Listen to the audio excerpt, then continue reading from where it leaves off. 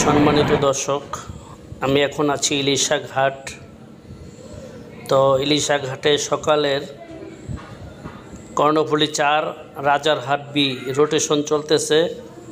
একদিন পর পর একদিন একটা করে যায়। তো আজকে আমি রোটেশনের সময়টা আপনাদেরকে জানিয়ে দেব।